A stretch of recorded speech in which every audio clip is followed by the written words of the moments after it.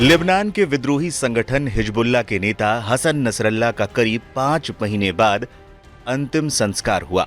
27 सितंबर को बेरूत के दक्षिणी उपनगरों में एक बंकर को निशाना बनाकर किए गए इजरायली हवाई हमले में नसरल्लाह की मौत हुई थी। हिजबुल्लाह के कार्यकारी परिषद के उपाध्यक्ष शेख अली दामूच ने रविवार को अंतिम संस्कार कार्यक्रम में ज्यादा से ज्यादा लोगों के शामिल होने की अपील की थी। नसरल्लाह के साथ सैयद हाशम शफीउद्दीन का अंतिम संस्कार भी हुआ। इसमें लेबनान के साथ साथ दुनिया भर से लोगों के शामिल होने की उम्मीद जताई जा रही थी और हुआ भी ऐसा ही। कई शिया ऑर्गेनाइजेशन के साथ साथ ईरानी संसद के स्पीकर भी इसमें शामिल हुए।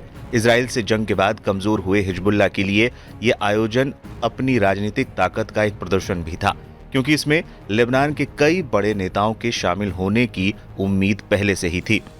लेबनान की राजधानी के मुख्य खेल स्टेडियम में नसरल्लाह को दफनाए जाने के दौरान ईरान की संसद के अध्यक्ष मोहम्मद बागेर कालिफाफ और विदेश मंत्री अब्बास अघराची समेत क्षेत्र के कई बड़े अधिकारी इसमें शामिल हुए। 3 दशक तक हिजबुल्लाह की संभाली कमान। हसन नसरल्लाह हिजबुल्लाह के संस्थापक सदस्यों में से थे और उन्होंने करीब 30 साल तक संगठन का नेतृत्व किया और समूह की खतरनाक सैन्य संगठन के साथ साथ लेबनान में बड़ी राजनीतिक ताकत भी बन गए। इसके अलावा उनके समय के दौरान हिजबुल्लाह ने पड़ोसी देश सीरिया में असद सरकार विरोधी ताकतों को दबाने में भी मदद की थी। 1992 में हसन नसरल्लाह हिजबुल्लाह के महासचिव बने थे। साफ तौर पर कहा जा सकता है कि उनके नेतृत्व में संगठन ने न केवल सैन्य बल बल्कि अपनी राजनीतिक और सामाजिक क्षेत्रों में भी पहचान बनाई थी। 2006 के युद्ध में हिजबुल्लाह ने इजराइल को कई मोर्चों पर पछाड़ा था। इसका श्रेय भी हसन नसरल्लाह को ही दिया जाता है। अंतिम संस्कार के जरिए हिजबुल्लाह ने किया शक्ति प्रदर्शन।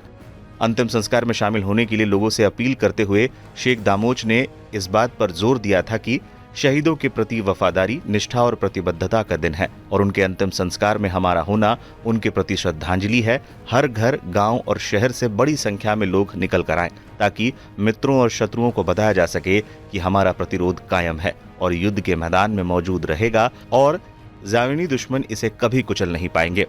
कार्यक्रम के दौरान भारी भीड़ भी उमड़ी थी। सड़कों से लेकर स्टेडियम के अंदर तक लोगों की भारी भीड़ थी। लोग हसन नसरल्लाह की तस्वीर हाथ में लेकर मातम मनाते हुए देखे गए थे।